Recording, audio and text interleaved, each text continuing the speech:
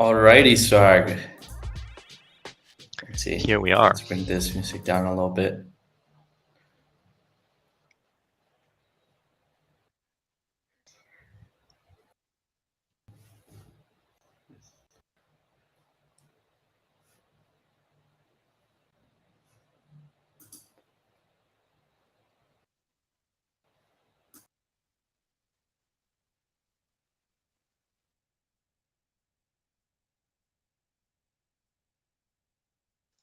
Are you saying anything, Juan? I cannot hear you right now.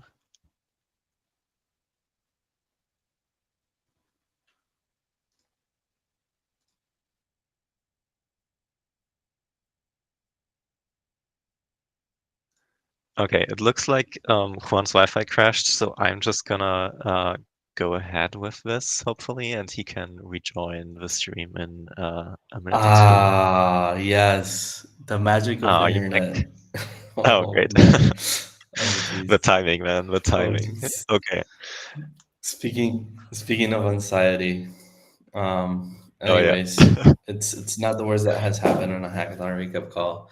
And at this point, on the fourth edition, I mean, it's just the usual, you know.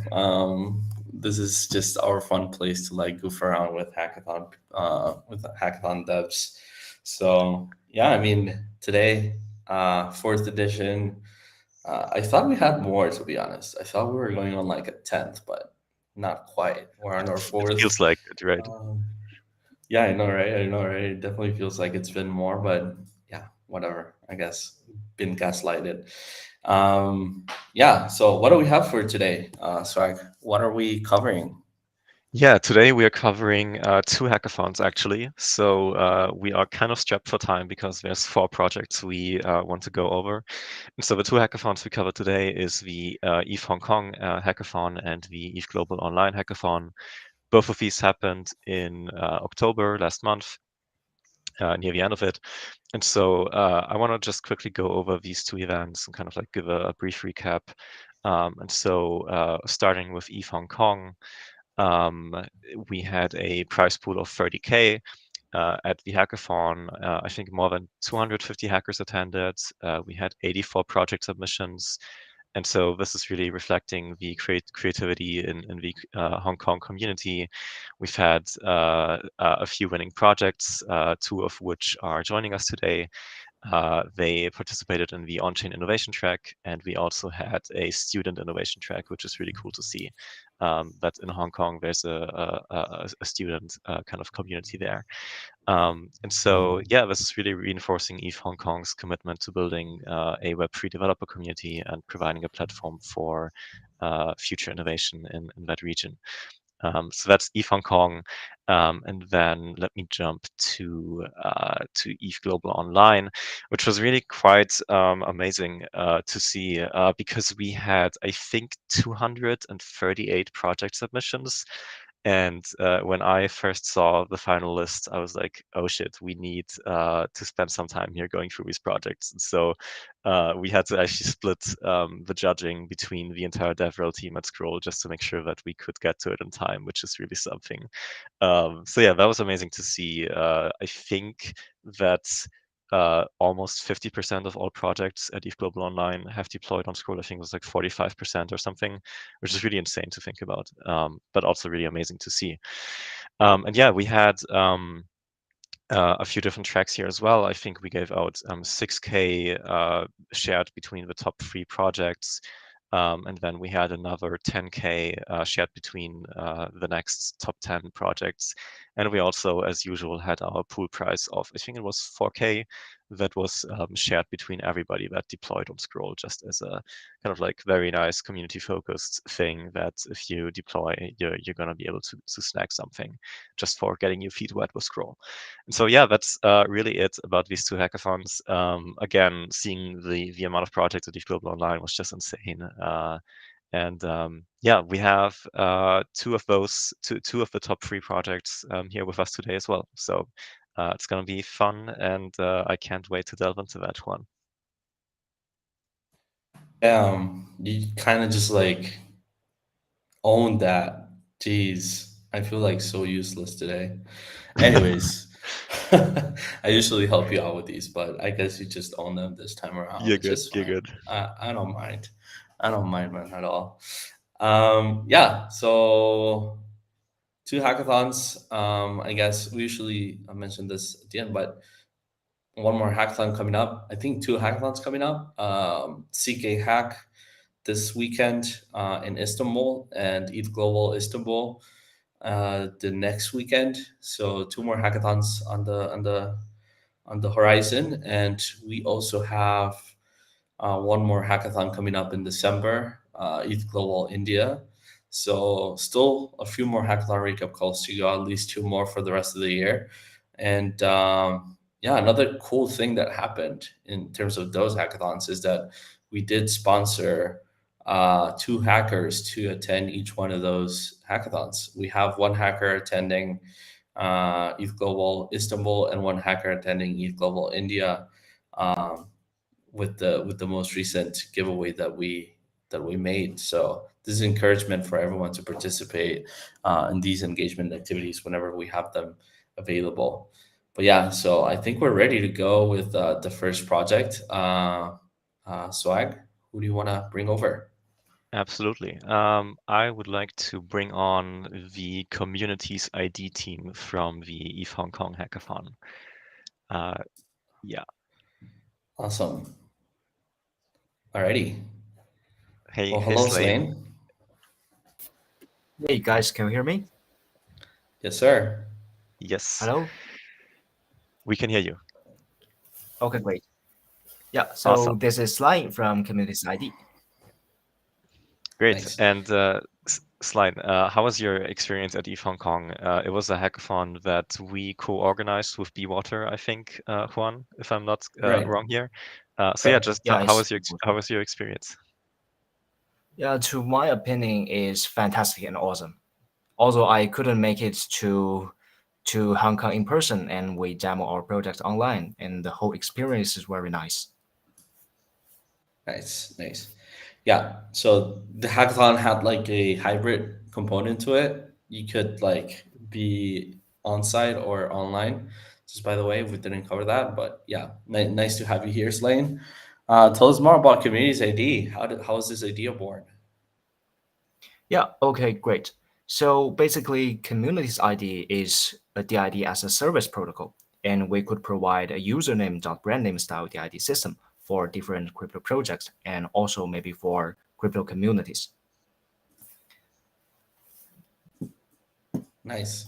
And do you want to share your screen? Are you sharing your screen already, or Okay, to great. give Maybe us I the can demo? start introducing our project. Yes. Wait a moment, please. No worries.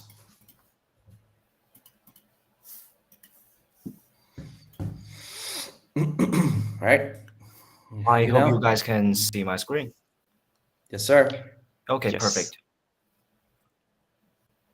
So I'm truly delighted to join this call and meet Scroll communities. And I'm here to present our solution in the decentralized identity vertical. So we are the first DID as a service protocol, and we're going to reshape how businesses utilize DIDs. Okay, so first, tokenizing social relationships and storing them on-chain as DID is a key as we move from a centralized social networks to a more decentralized one. And domain like NFTs like ENS are awesome because they can turn those lengthy wallet addresses into readable domain name, .eth domain name. But actually, they don't fit into specific ecosystems, and the function of these .eth domain names is limited to a readable wallet address. So that's where Communities ID comes in. We introduced DID as a service to tackle the dilemma between interoperability and functionality in the current DID system. What we mean by DID as a service is this. We offer businesses a unique username.brandname style DID and targeting a range of clients from crypto projects, even for crypto communities. Think of it of like this. The BAYC team, through our services, can deploy a brand DID contract and allowing their community members to mint user DID ending with .byc for example, alice.byc or bob.byc. And our platform's strength lies in its powerful features. First, DID as a service refers to providing a permissionless and also highly customizable DID framework that allows everyone to create their own brand DID and also without any coding. Based on this brand DID, one can build a DID system tailored for different business scenarios. Moreover, we have partnered with many different dApps to introduce a wide range of use cases, like smart contract wallet and also Telegram integration. So the user DIDs not only replace wallet addresses, but also provide many functions within their respective ecosystems. At the protocol level, our capabilities are extensive. First, we support cross-chain deployment. Basically, we can deploy our contract on all EVM-compatible networks, including Scroll. Well, we can also maintain the uniqueness of all DIDs among different chains. So it's not possible to have an alice.byc on both Ethereum and Scroll. If that's the case, it will cause conflict when you perform transactions. And also to facilitate the needs of different crypto projects, user DIDs could be minted with any ERC20 tokens. And we also support refunding mechanisms by burning user DIDs. Along with this function, we developed multiple economic models and also price curves tailored to different communities. And thanks to our versatile protocol layer, we can offer users exclusive DIDs at a super low cost, just like handing out a Soulbound token or an OAT. This DID can replace those lengthy wallet addresses everywhere, just like .eth domain name. We have also implemented token-gated community in Telegram.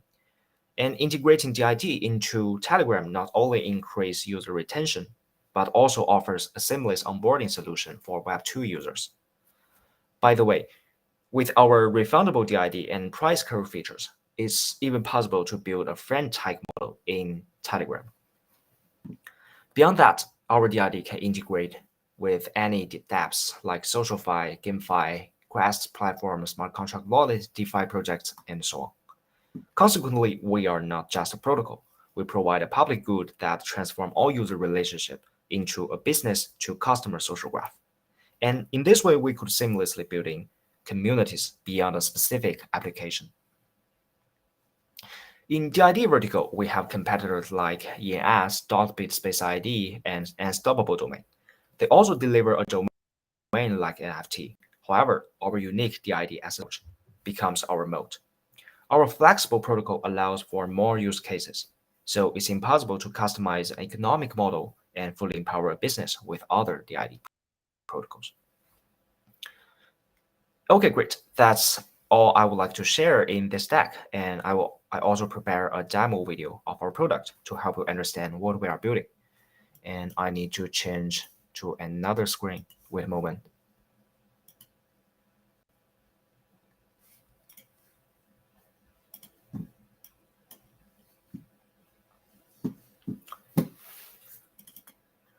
Our official website is communities.id.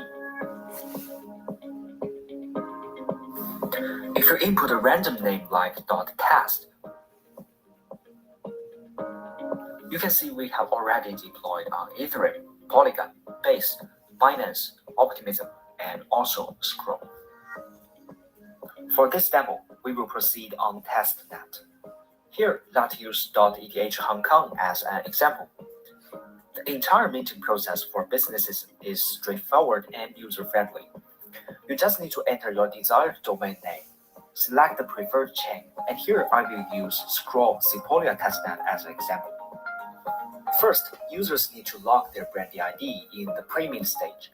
This step is crucial to prevent conflicts from identical names across multiple networks. Now, let's go ahead and confirm this transaction in MetaMask. Now, we move on to the actual minting process. Just like before, we will need to approve this in MetaMask. And click Confirm once more to finalize the minting process. After successfully minting and deploying a brand ID, you can start customizing your community page. We support dynamic FTs for entering and editing community-related information, such as avatar, banner image, introduction, and also for external links. To save time, I'm going to speed up the setup process.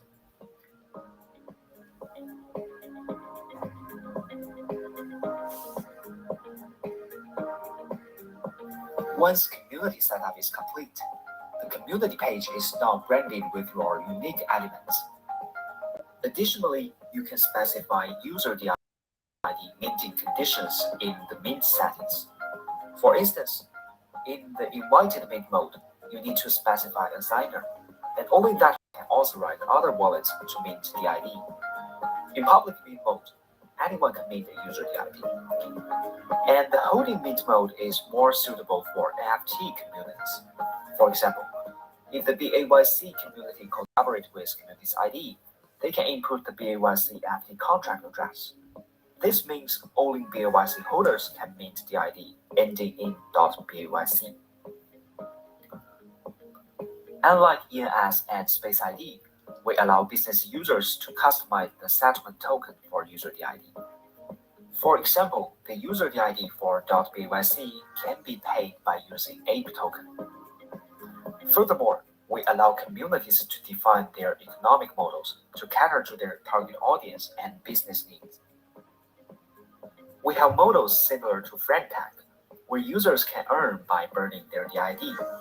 We offer 4 pricing curves and can customize parameters to serve different businesses more accurately. Imagine this. With the various parameters we offer, you can mix and match these parameters based on your application needs. This opens up many possibilities. But for this demo, I will set it to the simplest free mint mode.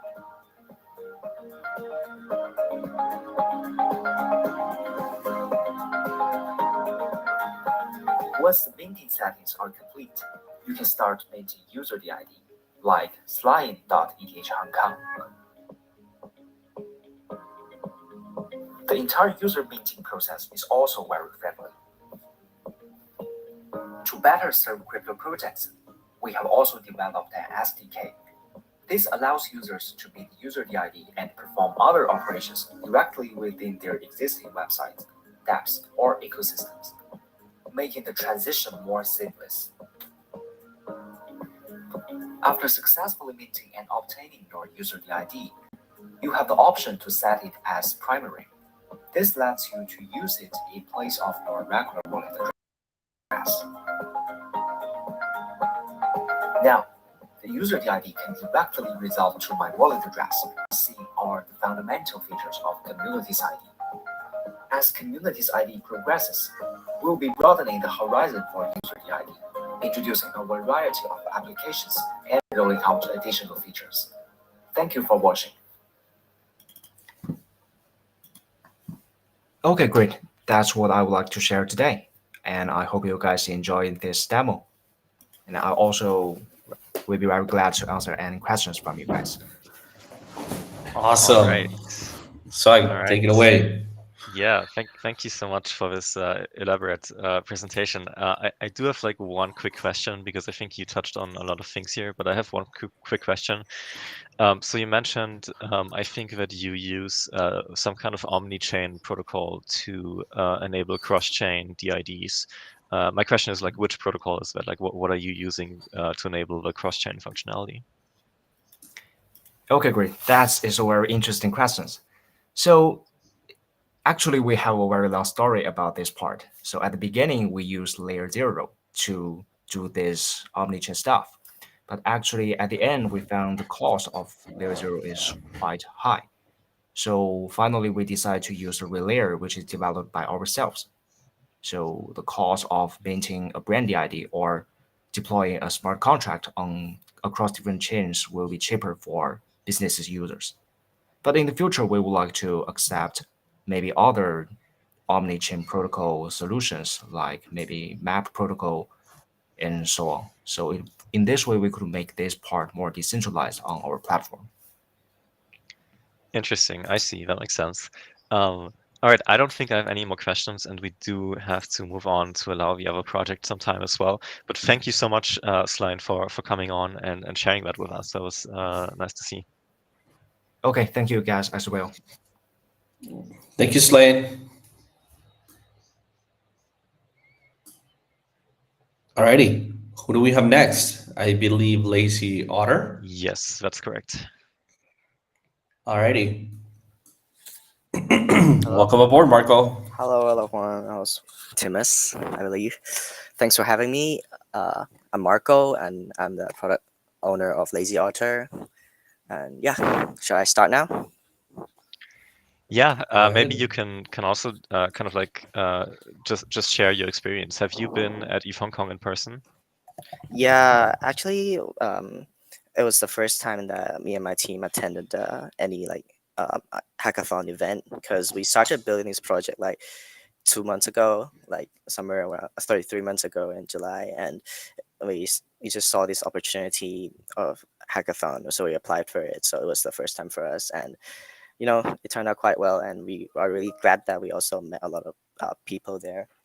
And yeah, a lot of builders. It's very builder friendly, and also met a lot of people who are very interesting to talk to. So we had a really good time. Awesome, that sounds great. Yeah, what's Lazy Otter about? That's a nice name, but what's it all about? So basically, like Lazy Otter is we want it to be a project, a DeFi project that empower like non-technical users. So for users who do not know how to code or to read smart contracts, or they're still interested in DeFi, we want to provide them a safer way for them to use DeFi, and so then they can just you know use DeFi like a lazy order, just floating around, chilling. I Yeah. love that. That's a great analogy, and I think that's something that could be indeed quite useful for some people in the space. Yeah. All right. Yeah, I would love to hear more about this and dive deeper into this. Do you want to share your screen? Yes, I'll share my screen. Before we jump in there, I wanted to ask something we didn't ask the previous team as well. How big was your team for the hackathon? You mean for lazy otter? Yeah, Well, there's or only was three it of only us. you? Just three of us. Like Three of okay. I'm the product guy, and also I do like BD, partnership, marketing. If you see any post on Twitter, I do it. And then I have two Ah, developers. They're nice. full stack, backend, front end, smart contracts. They're very very helpful. Yeah. Nice, nice, great. And are all three of you students? No, Or no. We're all okay. graduated. We're all full time. So yeah. Ah, nice, nice. Okay, great. Awesome, awesome. Alrighty, let's jump into the demo. Okay. So you can see my screen right now, right? So okay. Yes, sir. Okay, so Lazy Otter, we're providing a safer alternative for most users to use DeFi.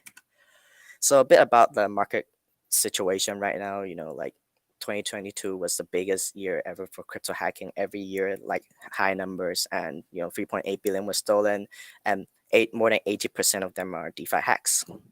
And why is this happening? Because there's a very lack of investment in security for the DeFi projects. The people who build, they prioritize growth. They don't really invest a lot in terms of security.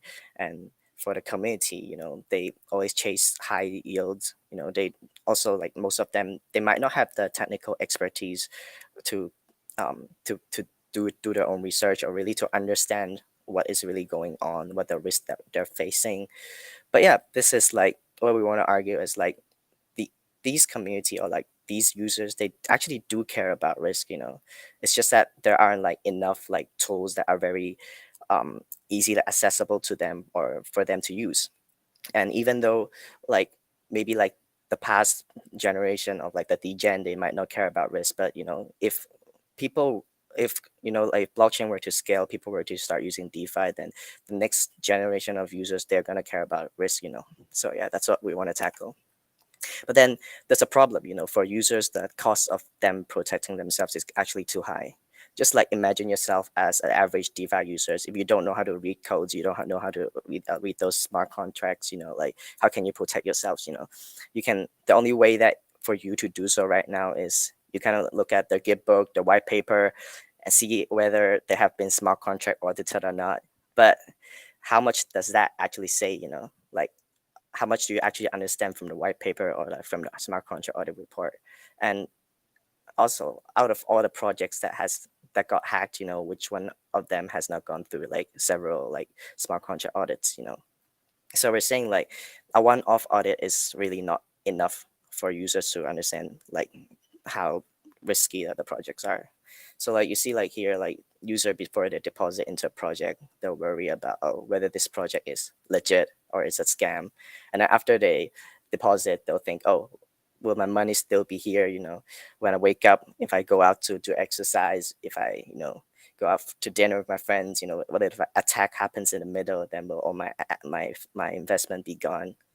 So yeah, so we want to change the situation by helping them to understand decipher the risk for average users, and also like we want to place some ongoing detectors to monitor these kind of risks for them. So yeah, so how we're gonna do that by step one, we're gonna first assess like the risk. We're gonna perform a risk rating assessment on the protocols and tell users what kind of risk they're facing in terms of economical, like operational or technical. And then we're gonna, after we have identified these kind of risk, we're gonna develop some bots. We're gonna deploy a bot to monitor each of the risk accordingly. And we're gonna also like interpret these kind of like transactions for them. We're going to tell them, oh, if because like all of these like bots are deployed to monitor like on-chain transactions and off-chain activities, where I'll cover more later.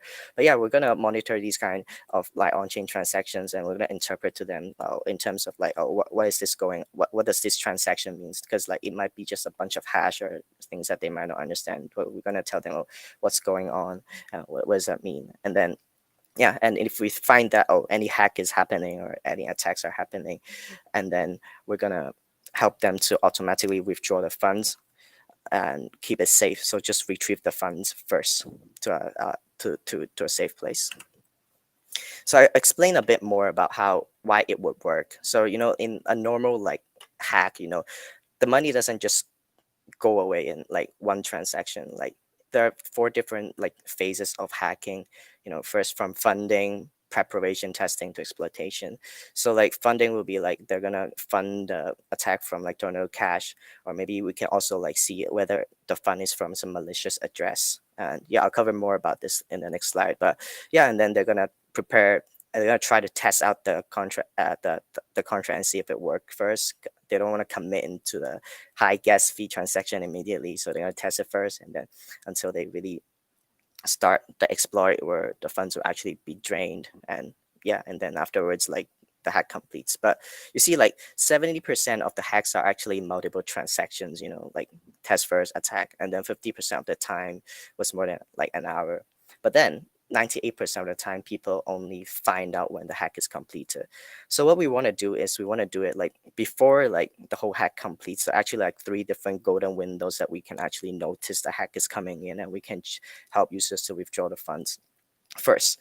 So yeah, our goal is to withdraw the funds before like the hack completes, or at least save like part of the funds. Okay, so yeah, this is like the malicious address part. So we're partnering with Slomis, for example. Like we'll be able to detect some like some malicious address interaction in the early phase. We'll be able to identify, oh, this address has been associated to like previous hacks or whatever, and then we'll be able to notify, oh, so this might be a potential attack, and we'll monitor it closely. And even though like anything happens afterwards, we'll be able to trace where the funds goes. Yeah, so the next slide. So this is our current monitoring scope. So it breaks into like on-chain and off-chain. So on-chain, we monitors all the on-chain transactions on the block that are posted to the block publicly. For example, like any like gas fee change, anomaly gas, like any like reentrance, flash loan attacks, asset drain, operation wise, whether they have changed their contract, or admin changes, governance, their top 10 holder changes or anything. Malicious address, which I covered earlier. And off-chain wise, we look at like the project team, if there's any like compliance risk, for example, any legal authorities going after the team, and the market changes, the price, any social media thoughts or anything like mentions about their projects, and also like protocol tailored bots. So like for example, like each of the protocol, after we assess, like each of them might have different kind of risk that we think we should monitor, and we'll add it in. Yeah, and this framework actually like based on like the previous hack incidents that we've reviewed that happened in the blockchain, and then we kind of came up with like kind of a base framework, and it covers like most of the things that we've seen, but it keeps expanding. So how investing in DeFi has changed for users now. So like before, like previously users like if they wanted to invest in a project, they can just directly invest like in Aave or Uniswap. But right now they actually have like an alternative. It's through a risk layer, and if they make deposit through a risk layer, they'll understand what the risk they're facing, and will keep them informed. We'll monitor these kind of risks and tell them, oh, what's happening, and if anything happens, we're going to proactively help them to withdraw the funds. And yeah, I would like to explain a bit more about this risk layer. So this is just a risk layer that sits between the user and project. So none of the funds are actually capped here. Like all the funds are 100% channeled to the project themselves. We don't have any custody of the user's access.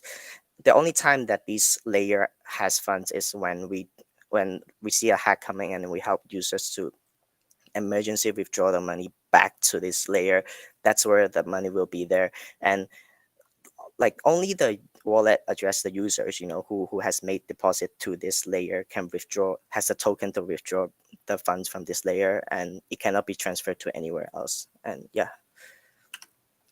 So this is our positioning right now. We just see like, like right now, like there are a lot of tools that in maybe like helping users to in terms of like security tool, but most of them are focusing on like the user wallet side, but like I personally think that one of the highest risks of user wallet is not really like someone hacking your wallet. It's more about like you losing your private key. So yeah,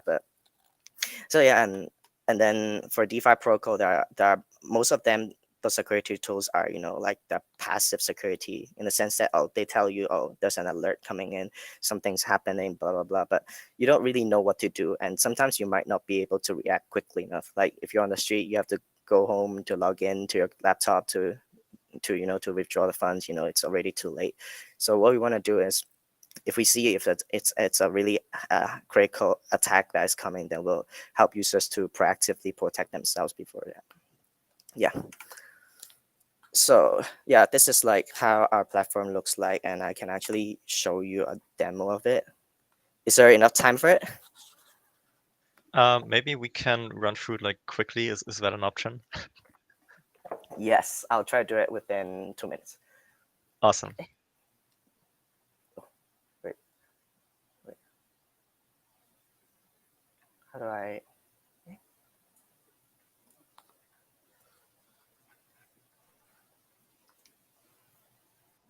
Are you trying to share another screen? No, I'm trying to use it. I'm trying to add a tab from this screen, but it's not really working. Like I try to add a tab here, but yeah. You might need to start the screen sharing again and select the whole window or something. Yes. Okay, cool.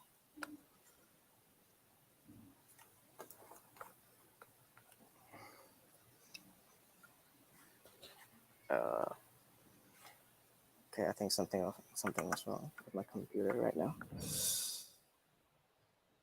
That's okay. I also have a few questions for you. Maybe Okay. we can take it this way. Oh. So to me it's like really fascinating because like you showed on this kind of chart, there's like all these different security applications and layers and risk layers and monitoring. And I personally know, I think at least 3 more projects that aren't even on that graph you showed. So to me, it's really fascinating how there's like different approaches to this, right? You guys are leaning heavily into on-chain monitoring and real-time protection. There's other projects that lean into machine learning. There's more passive approaches, right? I know a project that is using sort of audit reports in a database, and then their risk layer acts like a firewall that would prevent you from executing fraudulent transactions, even if you approve them in your wallet, because it's like a firewall sitting in between. So it's really interesting to see the different approaches, and it's interesting that you guys lean more onto real-time protection. One question I have there is, when you emergency withdraw the funds, what is like what is like the risk there, right? Because obviously MEV exists, and there's sandwich bots, and there's front running, and all that crazy stuff, right? It's like, is there a risk of hackers being able to detect, oh, lazy order has initiated an emergency withdrawal, let's front run them, right? Is there a risk of that? Have you thought about that, or what's like your take on that? Oh, that's a very good question. But I just want to like address like the thing you said earlier. Like it's actually there's a lot of projects out there doing like machine learning or other things as well. We personally wanted to explore that place as well. Wait, sorry, hold on, I'll just share it. Yeah, it's I want a roadmap to do and like look into like AI or like using like large language model and everything. But ultimately, what I want to like to highlight here is we want to do a decentralized our risk monitoring. So right now, like currently, like everything is built by us. Like we build the bots we think without a risk guard. But later on, we want to like let this community take it. They can vote for what kind of tools that they think are useful they want to integrate to lazy order. So it won't be like just through our risk monitoring tools. It will be like by other tools that are out there that we think that are that are very good. And so yeah. And then like the other question, the other concern that you just raised right now, like I think one of the things that we thought about when designing this thing is if anything happens, like like they won't try to trigger attack and try to look to um to transfer the funds from this layer. If they can really attack this project, they probably already get all the money or hack all the money from these kind of projects already. They wouldn't really it wouldn't be targeting just for lazy orders risk layer. I see. All right. Thank you so much. I'm sorry if we cut you a bit short here, but we have to move on to other projects. It's okay, We're it's really okay. strapped for time. But thank you so much for joining us and sharing that and presenting Thanks that. for having And me. yeah, it's fascinating to see your approach to security. Okay, thank you. Thank you. Thank you very much, Marco. Alrighty, who do we have next? Yeah, let's move on to ETHGlobal Online. And next up, we have the ZK email safe team, I think. Alrighty, let's bring them on. Hello there, Javier. How you doing? Hey, great. Doing great. Yeah. How are you guys doing? Doing great. What about you? Oh, you already answered. Sorry. Yeah. All right. Yeah, we're doing great. How is it going? What was your experience with ETHGlobal Online like? It was an online hackathon, just for context. So how was that?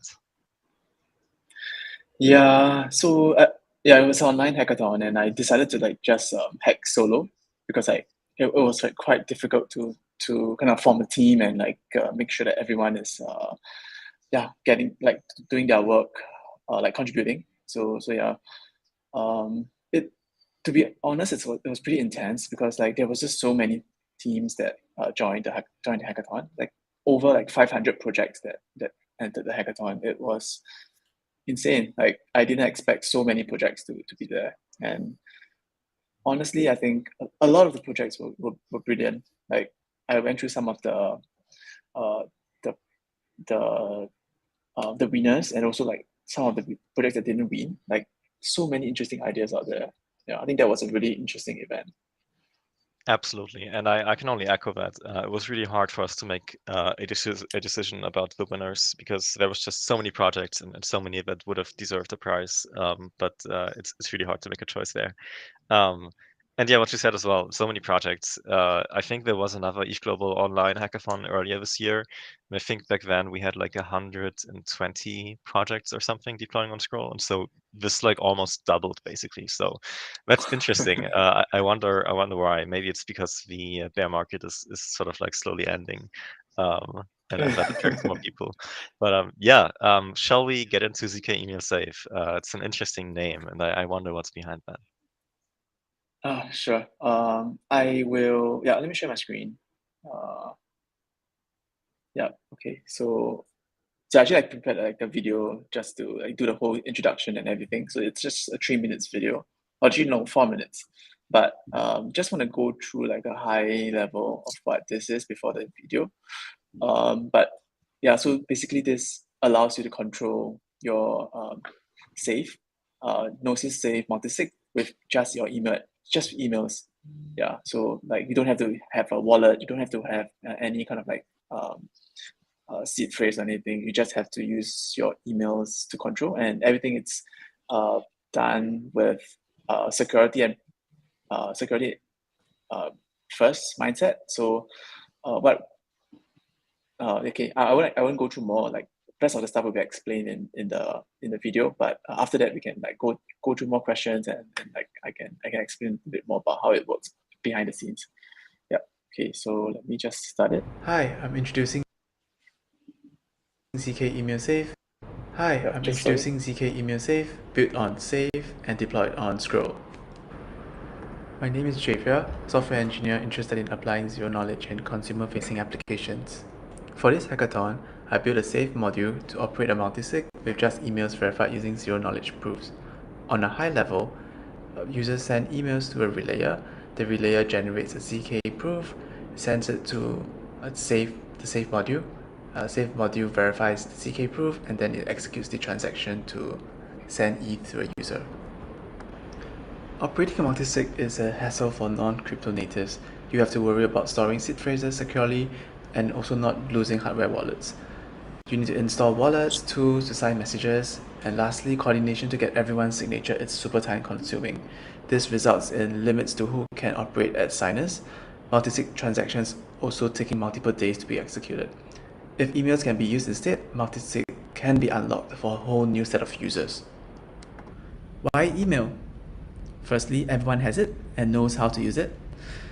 No additional software or wallet is required. Most emails right now have like two-factor authentication that makes it fairly secure. And lastly, email headers are signed and can be used to verify sender and content. Because proof generation takes a while, I'll go through the demo first. Then while waiting for the proof generation, I'll talk about how everything works.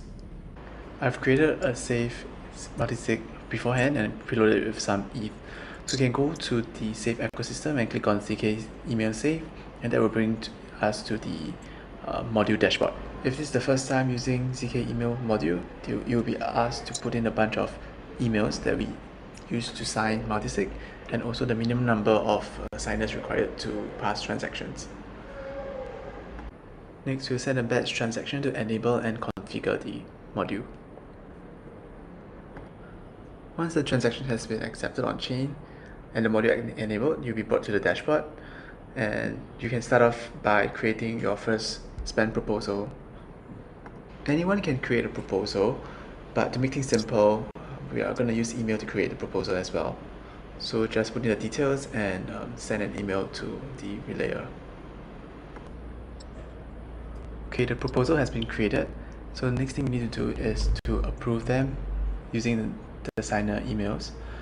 I will speed this thing through again, and since this will take a long time, we'll come back to see the results after going through some more slides. So how does it all work? Emails are first sent to an address that contains an approval for the safe transaction. Email is picked up by a relayer and the proof is generated. Optionally, the receiver of the email can also generate the proof locally. The proof is then sent on chain to the ZK Email Safe module for verification. Once the threshold of signers are met, the module executes the proposal. The inputs of the ZK circuit is the entire email content and the email domain public key, which is used to verify the email header. For the circuit, it contains an implementation of an email header verification logic using RSA and SHA-256, two regex circuits to pass email subject and extract sender email address. For the output of the circuit, there is a proof for the on-chain verification and output signals for the contract. Let's jump back into the demo, and you can see there are two signers for this proposal and it's ready to be executed. Okay, that is the end of my presentation. I'd like to thank Ayush and team for pioneering ZK Email Verify and ZK Regex, and of course ETHGlobal team for organizing this event. Yeah. So yeah, sorry for that. I realized that's super very fast. Hope you guys caught like what is happening. I didn't expect this video to like be so to be so blazing fast. Yeah. Oh, that's fine. I think that's great because we only have so much time left. But I have two quick questions for you if you don't mind. The circuits that you wrote for this, what kind of framework or language have they been written in? Did you use Noir or something else? So this is written in Circom. Ah, Yeah. nice. And yeah, I have not tried Noir yet, but yeah, I'll definitely give it a try in the future. Yeah. Yeah, Noir is pretty nice for writing CQ circuits. But like Circum is also nice, albeit maybe a bit more complex, right? What was it like writing those? Like, was it easy for you or? Yeah, I think that's okay because like Circom already makes like it's more or less kind of like a normal programming language. It's not like as complicated as like Halo 2. Yeah, yeah, it pretty much okay. Just have some gotchas that you have to know to make sure the circuit actually compiles. Yeah, but a lot of the work yeah has already been in there, and yeah, like it's not too difficult. Yeah.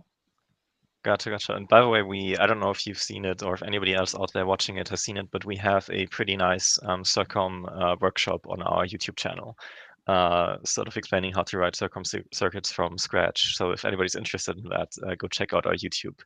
And like the other question is why emails? Like what's like the reasoning, or how did you get this idea that you should be able to sign a safe using your email? Yeah, actually, this is a problem that I face at work. So, I work at a like foundation team, and like some of our multi-sig to control like payments, have people like our lawyers and our accountants and our finance managers. So these people most of the time are not really like crypto natives, and getting them to kind of like handles a seed phrase or getting a wallet set up and making sure that they know what to sign it's always been a pain in the ass. Yeah, and like someone has to like sit down with them to get it done, and it always takes a few days to get things done. Yeah, so I mean, this most people are really used to emails, and the thing about emails is that it's tamper proof because like the contents of the email and the headers plus like who is it sent to and subject and everything else can be like verified using email headers and publicly available domain keys. So that makes it like really secure.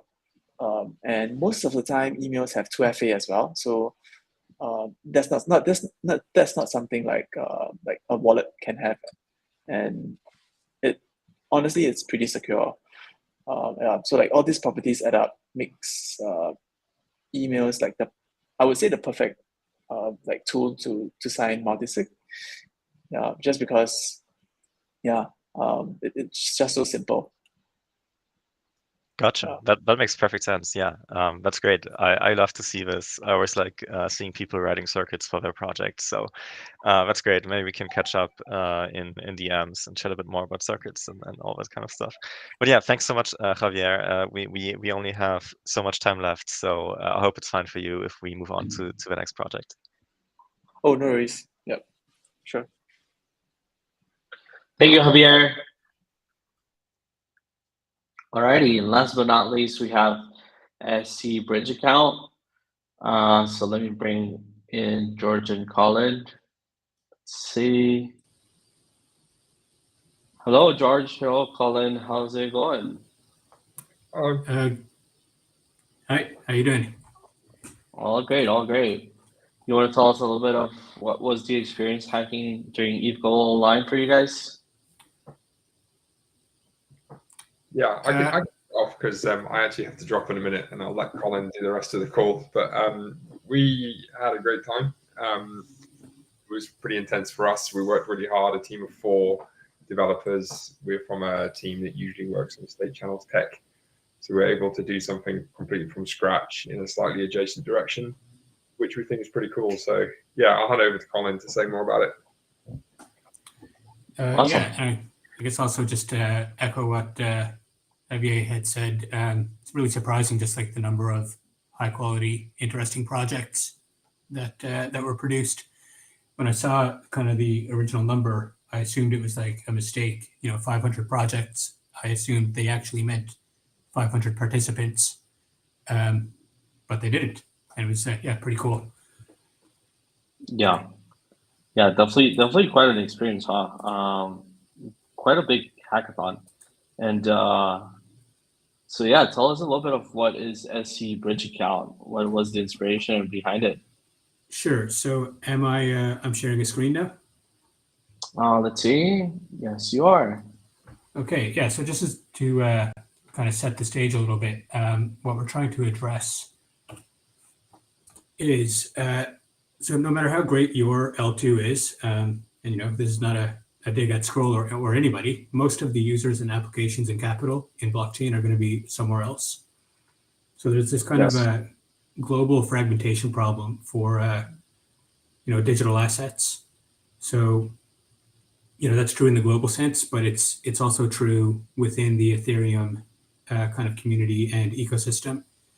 And this is going to be more and more true because more L2 projects are going to pop up, and a lot of the kind of like Arbitrum and Optimism are both also pushing hard with like L2 dev kits, right? Like Arbitrum Orbits, Optimism Supertrain. So there's like more and more EVM environments that will exist. So either they will all be sort of like economic and community silos, or the trend over time will be for blockchain economic activity to be cross-chain. But end users should, definitely not care or, for the most part, even know about this. So we've made a kind of cross-chain shimming wallet that I will give a little demo of. So in the demo, we have 3 players. We have Alice and Bob, who are the kind of classic participants in any network. And they have wallets. These are 4337 kind of account abstraction compatible wallets. Alice's wallet is deployed on the ZK EVM testnet. Bob's wallet is deployed on Scroll. So we had a pretty good experience with a number of deployment targets, but like the contract verification worked well here on Scroll. So you can see this is the SC Bridge wallet. So they want to do a simple payment, like Alice wants to pay Bob, but of course they're on different networks, which is an obstacle. So the way that this wallet works is that basically the wallets are kind of conditional multisigs. They are something like a payment channel or like a state channel, but they've been moved inside of the 4337 account. They use a common intermediary named Irene, who's going to help coordinate this value transfer. So for Alice to pay Bob a little payment, I'm going to do a bridge pay. Irene's going to log a bit of activity. Bob's balance goes up. Alice's balance goes down. None of this activity has touched either of the sort of the root L2s. Like this is an entirely, it's kind of funny to say off chain because these L2s are off chain, but this is off chain. This is a pure peer-to-peer payment. So Alice's balance goes down, Bob's goes up. What happens on the inside of the wallet is that Irene pockets some of that money as something that she can claim later inside of Alice's wallet, and she pays into Bob inside of Bob's wallet. So basically, this is achieved using an HTLC. It's the same technology that's employed by the Lightning Network in Bitcoin, and these wallets are compatible with a Lightning Network. there's kind of a well-defined specification for how like different payment networks can stitch together, called the Interledger Protocol, which might be worth a look up. Our wallets didn't actually implement this protocol. We sort of did a hackathon grade pseudo implementation, but essentially this allows for payments between compatible wallets, compatible addresses that are rooted anywhere. And these users don't need to know or care much about where their counterparties are located. So the other thing that you can do, of course, because it's a 4337 account, is that you can make a payment on chain. So I don't have maybe the right things ready, copied and pasted. I don't have her address. So I'm going to do sort of the awkward thing and just pay Alice. That's already in there.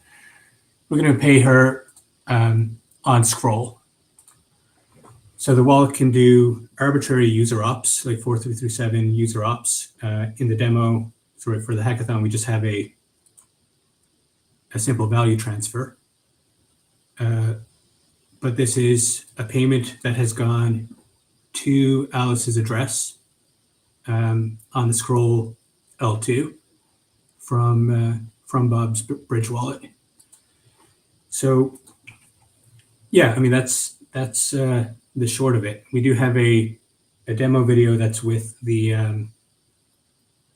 showcase page that goes into a bit of detail about how the different pieces work, and we're also currently sort of working to extend this so that besides doing arbitrary user ops on your host chain, so like Bob can use this wallet to do all of the interactions he would like to do on Scroll. We're working on piggybacking the sort of HTLC mechanism to submit arbitrary user ops to any chain so that Bob can use this wallet, which is hosted on Scroll, and use his relationship with Irene to execute, kind of work as an RPC client for arbitrary transactions on any chain, and do like a just-in-time deployment of his wallet on that chain to execute those transactions. Yeah, other than that, I think I don't have more to say. Happy to take any questions. Awesome, thank you for that presentation and demo. Let me try to sort of recap how all of this works, and let's see if I understood this, because there's a lot of moving parts here, I think. So what you've done is you've created a account abstraction wallet using ERC4337 that acts sort of as an account, and then you've implemented state channels to perform cross-chain payments, for which you use an intermediary. Is that correct? Can you dive into the intermediary part? Yeah, no, you've pretty well nailed it. So SC Bridge Wallet, the acronym there expanded is State Channel Bridge Wallet. But in order to sort of cut scope and stay in the rules of building everything from scratch, this really is just a payment channel bridge wallet at the moment. But there's no like fundamental reason why it couldn't be kind of a richer state channel wallet. So the users here each kind of bless an intermediary whose name is Irene, just something that starts with I. Irene is co-signing. Actually, why don't I just have some slides that talk about this? So this might be easier to talk about with pictures. So here is the cross-chain payment, and in this illustration, we have Alice's wallet is hosted on Ethereum mainnet. Bob's wallet is hosted on Filecoin. So Alice and Irene are both participants in Alice's wallet. They both kind of carry a balance that is internal to the wallet. Bob and Irene are both participants and both carry an internal balance inside of Bob's wallet. So for Alice to pay Bob off chain, she sends a conditional payment to Irene. Irene sends the same conditional payment to Bob, and that if the condition passes, then both payments go through. Alice has paid Bob, and Irene's payments here, they equal out. So she gains money in her wallet with Alice. She loses money in her wallet with Bob. And she does this for like a small fee that would be on average a lot smaller than say a gas fee, because the computation is all local and peer-to-peer. If the condition fails, then all of the payments will fail together. And that's kind of a sad case for Alice and Bob, who wanted to do a value transfer, but it's not a dangerous situation for anyone. And yeah, it talks about how this is Lightning compatible and fundamentally compatible. Like the same wallet architecture could be deployed to any kind of EVM environment or any Turing complete blockchain runtime. So for the EVM transactions, so when Bob did a user op and sent it to Scroll, essentially he crafts his user op and sends it to Irene, and this is peer-to-peer. Irene signs it also and sends it to Scroll, and then it executes. If Irene defects and becomes non-helpful, Bob can click the eject button and regain unilateral control, and it becomes just sort of a vanilla 4337 wallet that loses its cross-chain abilities until he onboards a new intermediary. Gotcha. So is it correct that the intermediary, so Alice, that's where the HLTC part comes in? Yeah, so that's kind of the implementation detail of this conditional payment. So the way this, a little bit more of the mechanics of how these payments work is essentially Bob generates a secret and then hashes it and gives that hash to Alice. So Bob has a secret value, and then giving that hash to Alice. Alice sends a payment to Irene conditioned on the release of the pre-image to that hash. Irene sends a payment to Bob also based on the release of the pre-image of that hash. And then for Bob to claim the payment inside of his wallet, he has to release the pre-image. So, Bob generates the secret, gives it to Alice. Alice uses the secret to pass the payment forward. And then for Bob to claim the payment, he has to reveal the secret to Irene, and then she can use the secret to claim the payment from Alice. So that's kind of how it all unravels and is safe for all parties. Right. So my Lightning network knowledge is a bit rusted or rusty. Well, you've just been caught up, actually. So that's basically that is the basic mechanism of Lightning. But Lightning has a lot of other sort of tricky things to do with, like they want to do a lot of privacy preservation for payments, which add complexity. But sorry, go ahead. Right, sorry. So would it be an accurate analogy to view Irene as sort of like I don't actually know, I don't remember what it's called in the Lightning Network, but aren't there certain nodes or something that route the payments? Is that the correct analogy between Irene and the Lightning Network here? Yeah, I mean, I think Lightning Network aspires to be a mesh network, but the sort of economic gravity forces things to eventually look like hub and spoke. And Irene would be kind of a hub in this sort of scenario.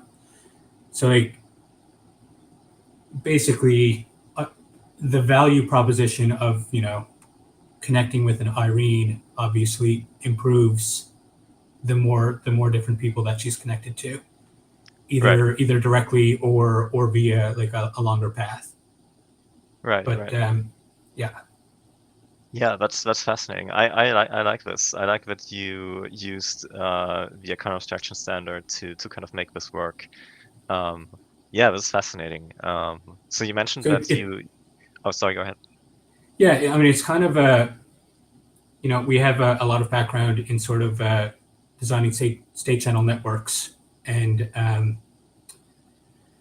doing slightly more abstract things from that. But of course, any kind of network has like cold start problems. Being able to make a channel out of an end user account really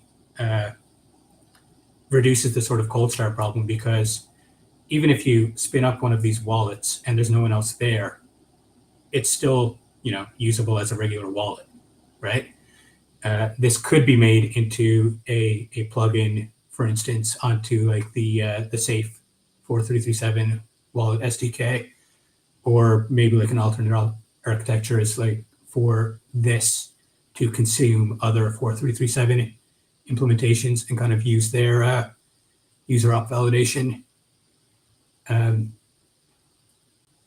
So it's sort of like it smooths the on-ramp onto payment networks, compared to previously you would have to sort of deposit into a dedicated channel, and then that those funds would not be usable general purpose on your blockchain without first moving them out and then doing what you wanted to do with them. I see. That's really clever. I like that. So you mentioned that as part of a stretch goal for the hackathon. This is my last question, and so maybe we can wrap this up in a minute or so, hopefully. But my last question is: you mentioned a stretch goal, which is to enable Lightning interoperability or like a compatibility, right? Can you dive into that just super briefly? Like, what would it take to make that work? Like, I'm just curious. So, I mean, I would say that is, in terms of code for the wallet, I would say that is basically done. So for efficiency purposes and sort of runtime environment purposes, Lightning Network uses a different hashing function than we use by default in EVM environments to secure the HTLC. But our wallet does fall back and like check using the Lightning, like the SHA-3 hash function as well. Basically, all of the work that's left to do to integrate this wallet as it stands with Lightning would be for Irene to be running a Lightning node side by side with her software that is managing these accounts, right? So down in the bottom right here, we have Alice paying to Irene, and then Irene pays to Bob. If Irene were making this payment to Bob just via a Lightning channel, it's just like a bit of glue code for Irene's wallet to say, oh, I have a payment from Alice. It wants to go onto the Lightning network to this address. So I need to pass that information over to my my Lightning node, which is also running on my machine. Right. So like the currency switching and network switching, that is all done by these intermediaries, these kind of hub style service providers. But like in terms of code for the client software, that's already done. It's just sort of like setting up all of a little bit of glue and getting these different sorts of nodes to talk to each other on a local machine of the hub. Gotcha. That's fascinating. That's really, really interesting. But yeah, I think that's it. I think we have to wrap up. And yeah, thank you so much, Colin and George and the rest of the team for building this, for hacking on Scroll, for being here, for joining us today and sharing what you guys have built and explaining and taking my stupid questions. It's really fun. And yeah, shall we wrap things up, Juan? Yeah, no, thanks. Thanks for having us. Enjoyed the call. Those were all perfectly on point questions. Those are exactly the ones that we expect. So Yeah, I'm just kind of memeing, but yeah. Well, thank you guys. Appreciate it, Colin, for being here today. And yes, it's time to wrap it up. Swag, thank you for doing all the heavy lifting for this hackathon recap call. I'll make it up to you for the next one for sure. But yeah, what's up? What's next?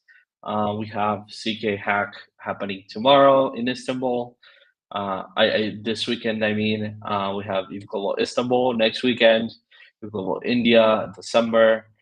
We have the bug bounty program. We have the Scroll Origins NFT program. So there's plenty going on out there that you can engage with the team, and you're always invited to message us and have a chat. Yeah, and also in Istanbul, we are organizing the L2 Days event. So if you want to learn more about L2s and hear some really good talks about it, about all the different facets of L2s, join us in Istanbul. That's happening in ETH Istanbul. So. And you can find me there. So if you're in Istanbul, come say hi. I'll be around. It'll be great to see you. Alrighty, with that, I think we're good.